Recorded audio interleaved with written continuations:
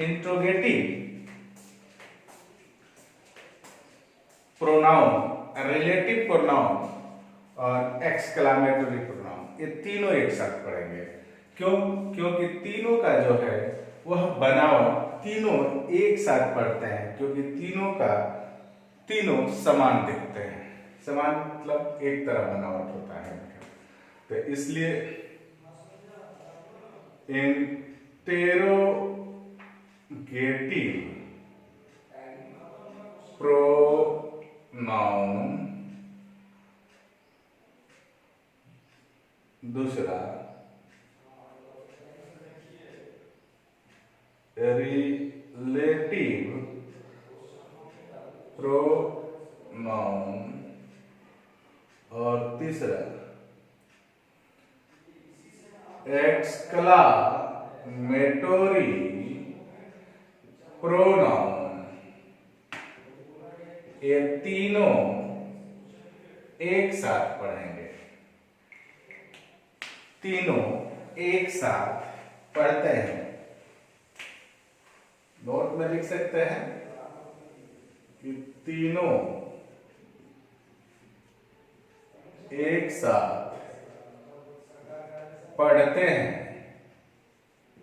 क्योंकि तीनों एक समान दिखते हैं। तो हमें इन्हें एक साथ पढ़ना होगा। अब बात है कि इंट्रोगेटिव में जो है एक बहुत बड़ा पंगा है, उससे पहले निपटते हैं। यानी पहले क्वेश्चन वर्ड में अंतर समझते हैं। पहले क्वेश्चन वर्ड में अंतर समझते हैं। सबसे पहला काम मैं ये करने जा रहा हूं कि हम लोग तीनों एक साथ पढ़ेंगे, लेकिन ये तीनों में सबसे पहले हम लोग अब क्वेश्चन वर्ड समझते हैं। अब मैं कहूं जैसे हु को लेते हैं, क्वेश्चन वर्ड है हु को लेते हैं और कहते हैं हु इज आउटसाइड। क्या कहते हैं? गौर करेंगे कि हु इज आउटसाइड। गौर से देखिए। अब यहां बाहर में कौन है? तो बाहर में जो भी है, मैं कहूंगा राम इज आउटसाइड, तो राम के लिए हुआ है। मैं कहूं कि राम इज आउटसाइड, तो ये हु किसके लिए आया? राम के लिए, यानी एक राम नाउन। तो ये सब प्रोनाउन हुआ। क्या हुआ? प्रोनाउन। यानी यहां हु क्या हो गया? प्रोनाउन हुआ। ये बात क्लियर हुआ? आइए आगे देखते हैं।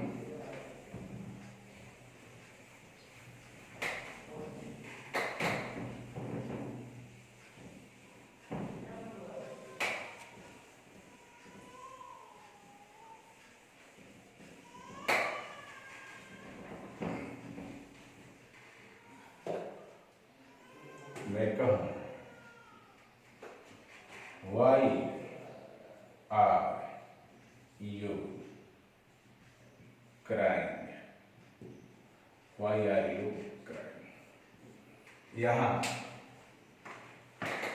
Why are you, क्या why किसी शब्द के बदले आया है? किसी नाउन के बदले आया है? तो यहां why इंटेरोगेटिव तो है, परंतु इंट्रोगेटिव तो है, परंतु प्रोनाउन नहीं है। इंट्रोगेटिव है क्योंकि इसके साथ क्वेश्चन मार्क लगा है, लेकिन प्रोनाउन नहीं है। यानी हर इंटेरोगेटिव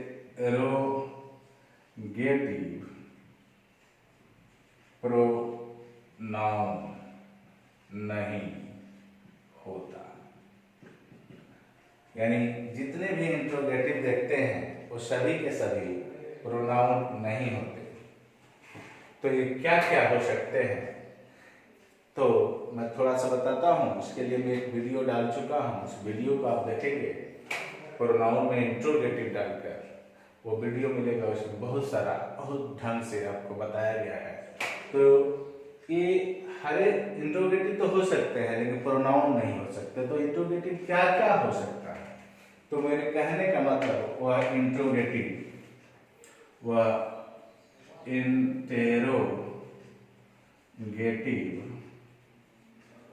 प्रोनाउन हो सकता है, वह इंटेरोगेटिव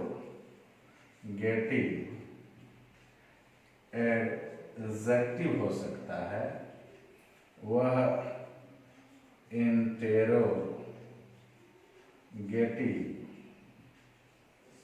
एडवर्ब हो सकता है।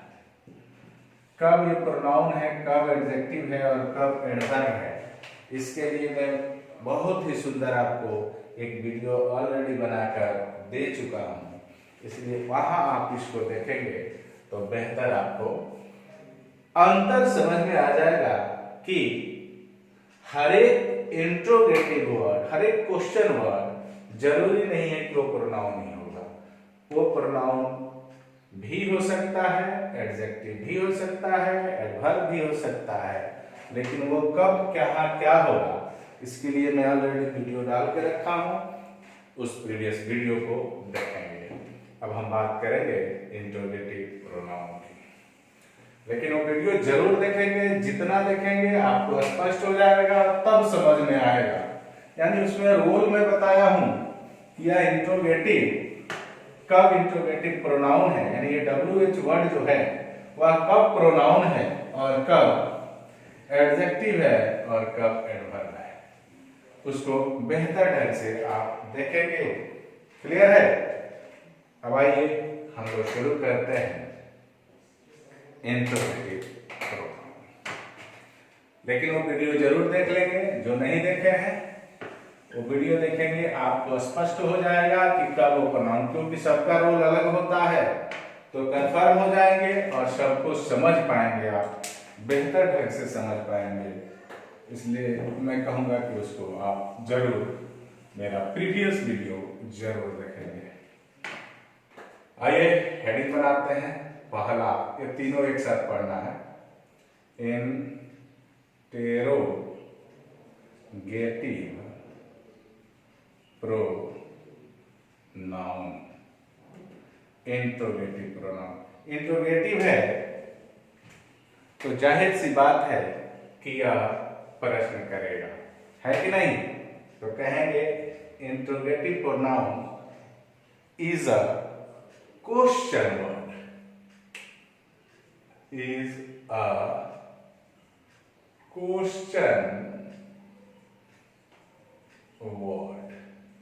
Interrogative pronoun is a question word that replaces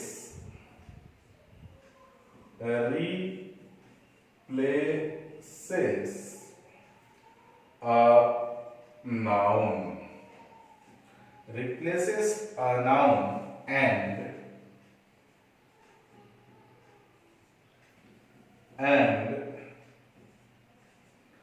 it can be used, it can be used, it can be used as a subject, it can be used as a subject and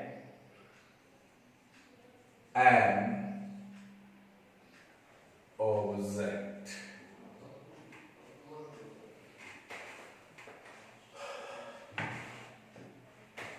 but every question word is not interrogative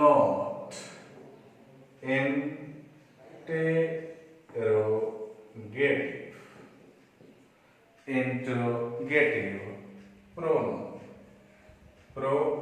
जो मैंने अभी उदाहरण में आपको दिया था कि यह क्वेश्चन वर्ड है, क्वेश्चन पूछता है, लेकिन ये जरूरी नहीं है कि हर एक क्वेश्चन वर्ड क्या हो जाए, इंट्रोगेटिव प्रोनाउन ही हो। इसके लिए मैं फिर बोल रहा हूं, मेरा पहला वीडियो जरूर देखेंगे।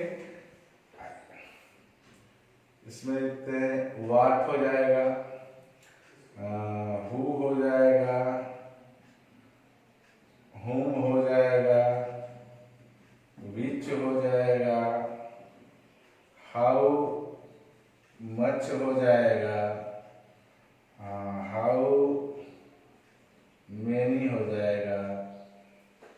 ये अब आप यहां से क्या समझे कि ये इंट्रोगेटिव प्रोनाउन है, ये उस नाउन के बदले आएंगे जो नाउन क्वेश्चन पूछ रहा होगा, और वह वाक्य में सब्जेक्ट भी हो सकता है और ऑब्जेक्ट भी हो सकता है, उसके बदले आएगा।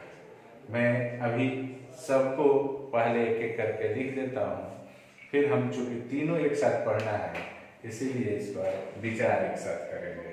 क्लियर हुआ? इसको देखो।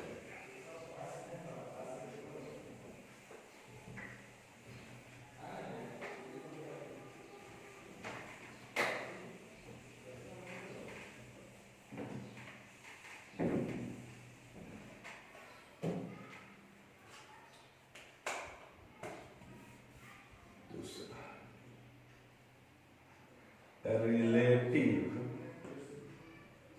Pronoun, relative pronoun. आपको मैं पहले ही बोला हूं कि सबको हम एक साथ पढ़ेंगे। Is a pronoun that, relative है तो क्या करेगा बाबू, रिलेट करेगा, है ना, रिलेट्स। किसको रिलेट्स करेगा, टू इट्स एंटीसीडेंट, एंटीसीडेंट को रिलेट करेगा, and it can be used, it can be used, it can be used as a subject and object। Subject और ऑब्जेक्ट का यह काम करता है। All interrogative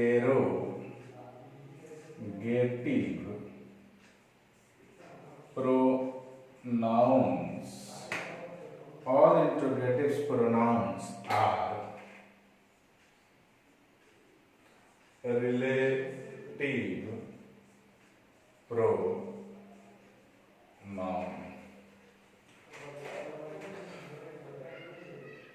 relative pronouns when they don't ask question, asked question, गौर से समझो। Relative pronoun क्या होता है, रिलेटिव प्रोनाउन वह इंट्रोगेटिव शब्द होता है जो अपने पहले एंटीसीडेंट यानी पूर्ववर्ती चीज को, नाउन जो होता है उसको जोड़ता है, और वह सब्जेक्ट और ऑब्जेक्ट हो सकता है, तथा जितने इंट्रोगेटिव प्रोनाउन हैं वो रिलेटिव प्रोनाउन तब होंगे जब वो कोई प्रश्न नहीं करेंगे, जब वो कोई प्रश्न नहीं करेंगे। अभी आपने इंट्रोगेटिव वर्ड देखा था जिसमें हमने लिखा था what, who, home, when, which, ठीक है थे ना, व्हाई, हाउ, ये सारा, ये तब तक रिलेटिव प्रोनाउन नहीं हो सकते जब तक प्रश्न पूछते हैं। अगर ये प्रश्न नहीं पूछते हैं तो ये रिलेटिव प्रोनाउन हो जाते हैं। तो अंतर समझ में आ गया। इंट्रोगेटिव प्रोनाउन होगा तो प्रश्न पूछेगा, लेकिन जब वही शब्द जब प्रश्न नहीं पूछेगा तो रिलेटिव हो जाएगा। क्लियर है? अगला बात अब करते हैं, एक यहाँ नोट बना लीजिए, याद रखिएगा। लिखेंगे कि दैट, दैट भी एक रिलेटिव प्रोनाउन होता है। दैट एक ऐसा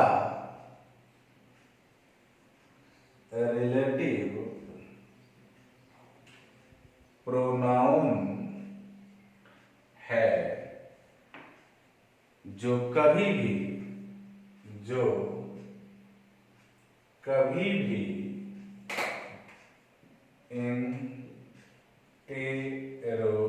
इंटेरोगेटिव नहीं होता।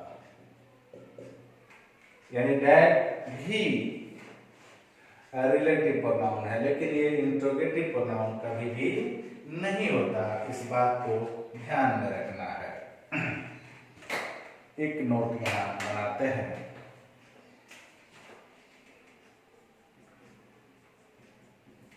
जो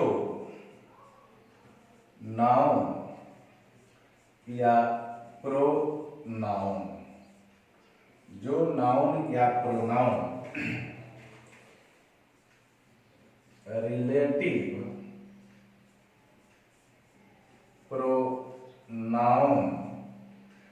रिलेटिव प्रोनाउन के पहले आते हैं, के पहले आते हैं, उन्हें एंटीसीडेंट कहते हैं। क्या कहते हैं? एंटीसीडेंट कहते हैं। ध्यान में इसको रखना है। जैसे मैं बोलूं कि एंटीसीडेंट, क्या बोलो? एंटीसीडेंट, यानी एंटीसीडेंट बराबर हो जाएगा नाउन या प्रोनाउन, नाउन या प्रोनाउन प्लस रिलेटिव प्रोनाउन। तो एंटीसीडेंट का मतलब किसे कहेंगे कि कोई नाउन प्रोनाउन अगर इसके पहले आ जाता है, यानी रिलेटिव प्रोनाउन के पहले कोई नाउन और प्रोनाउन आता है तो उसका नाम आप क्या देंगे?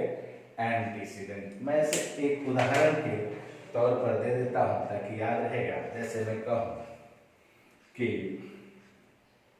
The boy who is playing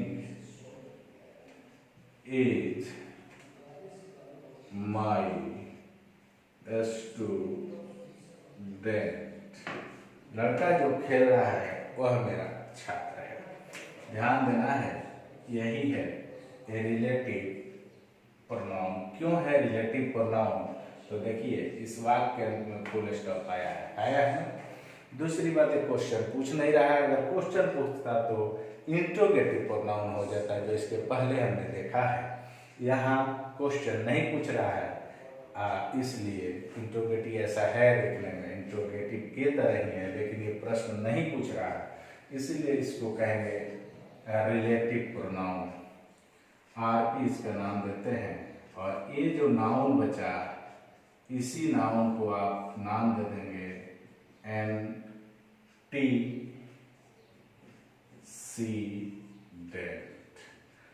तो शायद आप अब समझ गए होंगे कि मैंने क्या आपको यहाँ बताना चाहा कि एंटीसीडेंट होता क्या है।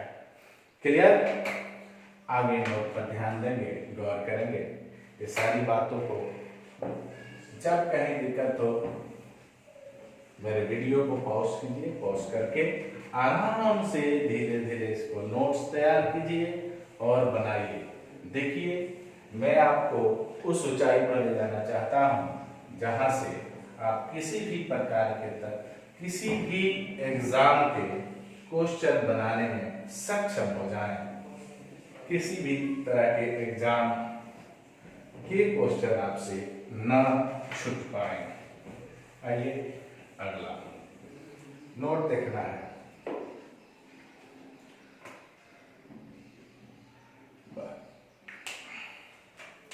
कि relative pronoun can be used, relative pronoun can be used as a subject or object। यानी रिलेटिव प्रोनाउन का प्रयोग आप सब्जेक्ट के रूप में कर सकते हैं, ऑब्जेक्ट के रूप में कर सकते हैं। दूसरा जो मैं बताया हूँ, पढ़ाया हूँ, उसी को लिखवाने जा रहा हूँ, ध्यान से देखें। All relative pronouns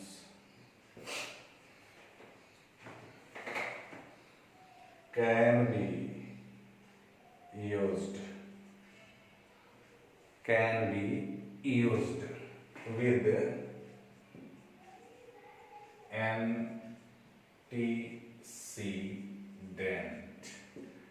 antecedent except what।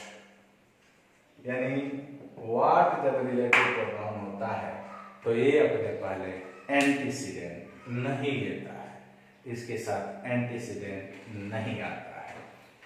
Clear? खाली अभी ध्यान दें, आगे बढ़ते हैं। जब यूज है इसका, जब रोल पर चलेंगे तब समझ में आएगा। कहेंगे कि व्हाट रिलेटिव प्रोनाउन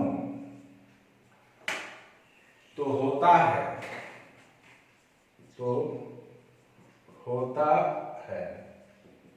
पर अपने पहले एंटीसीडेंट नहीं देता, एंटीसीडेंट नहीं देता। क्लियर? बात समझ में आ गई? यानी जैसे अच्छा आगे बढ़ते हैं, पहले यूज पर देखते हैं। ये सारी चीजों को आपको फॉलो करना है। जो ये मैं लिख रहा हूँ ये रूल है, इनको माइंड में रखना है, तभी क्वेश्चन आप फॉर्म कर पाएंगे, बना पाएंगे। क्वेश्चन बनाने के लिए इन सारे चीजों को आपके माइंड में आपको रखना है। हेडिंग बनाते हैं, use of relative pronoun, use of relative pronoun. आगे बहुत सारा यूज होगा, ध्यान देते हैं। पहला, who, which, what, where। who, which, what, where. Who, which, what, where. How. Who, which, what, where, how. जब रिलेटिव प्रोनाउन के रूप में, रिलेटिव प्रोनाउन के रूप में आते हैं तो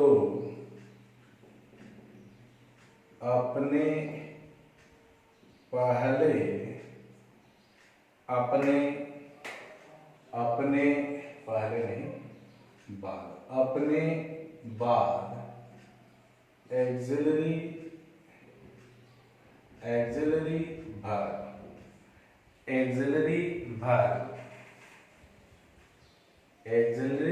वर्ब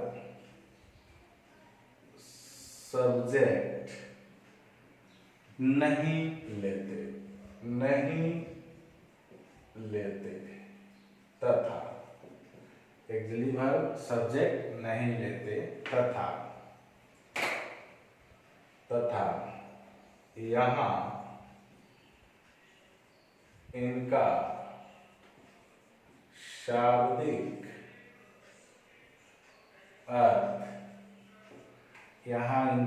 शाब्दिक अर्थ होता है जो जिससे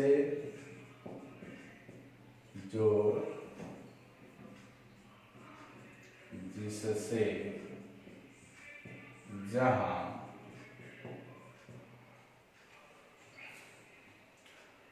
जब इनका यहाँ शाब्दिक अर्थ क्या होता है? जब, जहां, जैसे। यानी जब ये रिलेटिव प्रोनाउन होंगे तो ध्यान यही देना है कि यह इनके अपने बाद एक्सिलरी वर्ब नहीं लेंगे। जैसे मैं लिखवा रहा हूँ, क्वेश्चन ध्यान से, जैसे मैं कहूँ Where had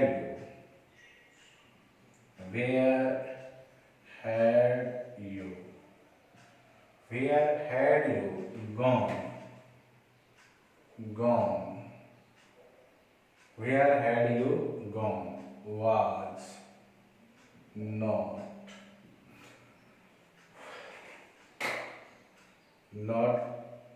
a good place.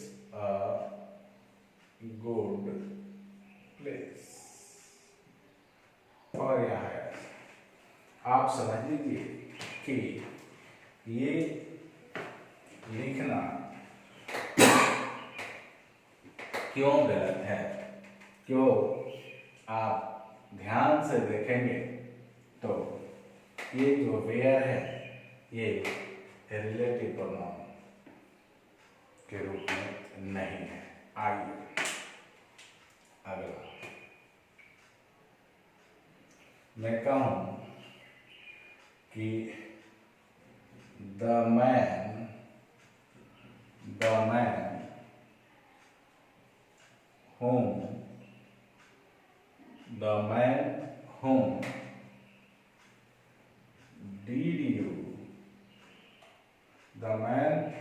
whom did you scold is my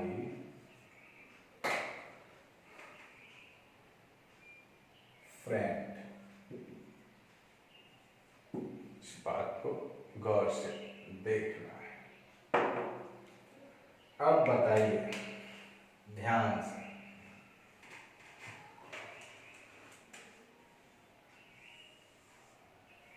मैं बोला हूं, अगर आप ऊपर के बातों को भूल गए हैं तो आपको लग रहा होगा कि ये सही है। इसमें कहीं पर मैंने होम का चर्चा किया है? नहीं किया है, यानी ये भी वाक्य क्या है?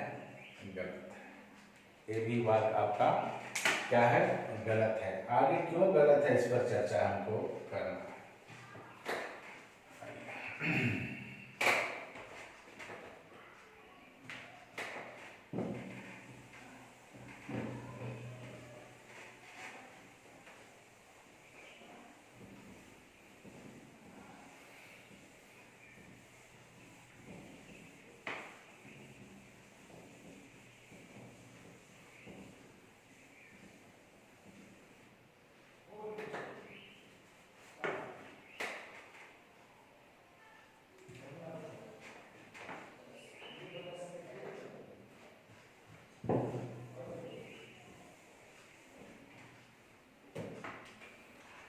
Use number 2। यूज नंबर 2 क्या कहता है? रिलेटिव प्रोनाउन हमेशा एक रिलेटिव प्रोनाउन हमेशा एक वाक्य क्लॉज हमेशा एक वाक्य यानी क्लाउज में प्रयोग होता है, में प्रयोग होता है। आपको मालूम है कि एक सब्जेक्ट एक वर्ब होता है तब जाके क्लाउज बनता है, तो प्रयोग में होता है। इसलिए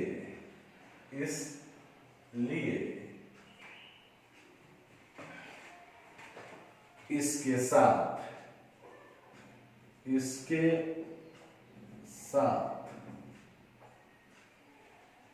इसका अपना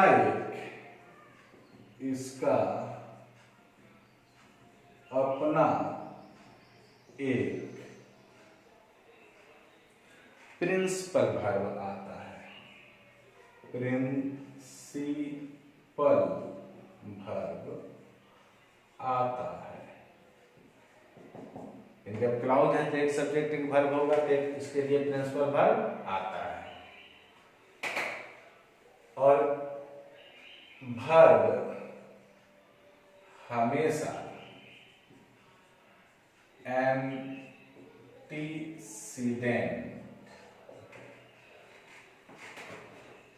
के अनुसार आता है। जो वर्ब आएगा वो एंटीसीडेंट के अनुसार आएगा, यानी रिलेटिव प्रोनाउन के पहले जो नाउन या प्रोनाउन दिया होगा उसी के अनुसार वर्ब आएगा। क्वेश्चन देखते हैं, जैसे हु,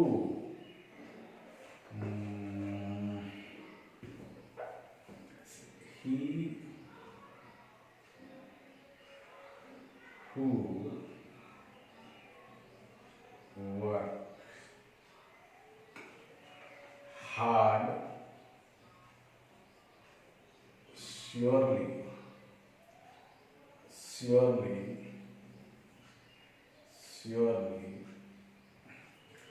gets success। ध्यान में रखें।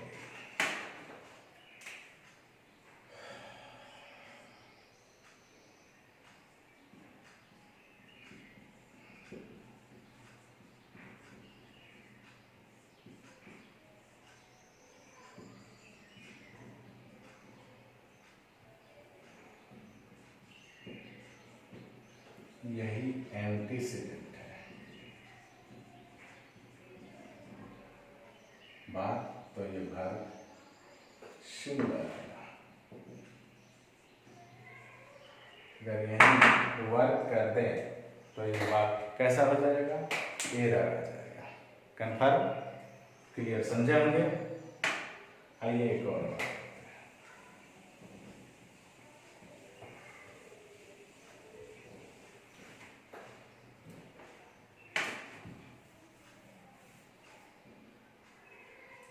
He is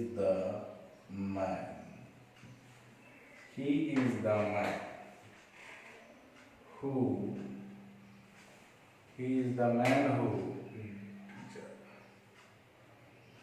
who who deserves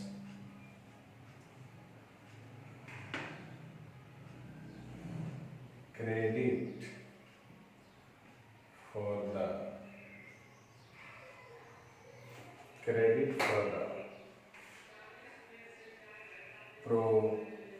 project credit for the project.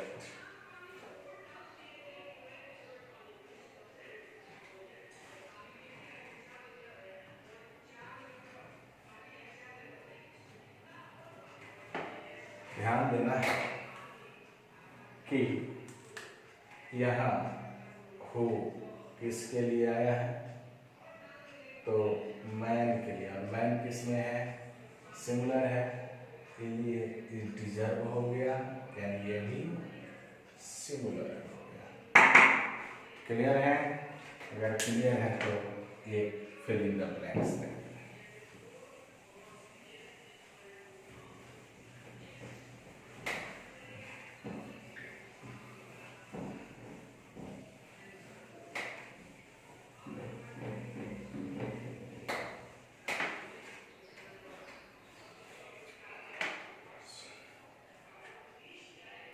He is one of the person.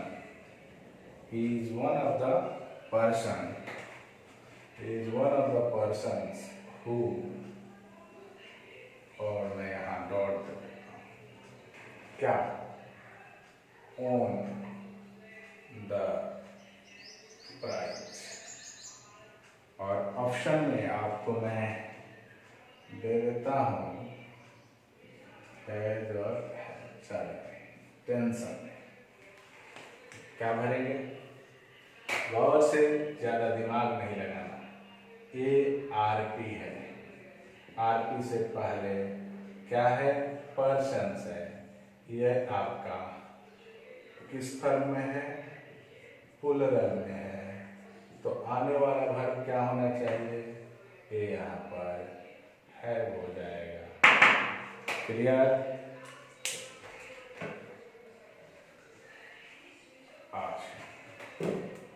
आज इतना, आगे यूज अभी हमको बहुत सारा पढ़ना है नेक्स्ट वीडियो में।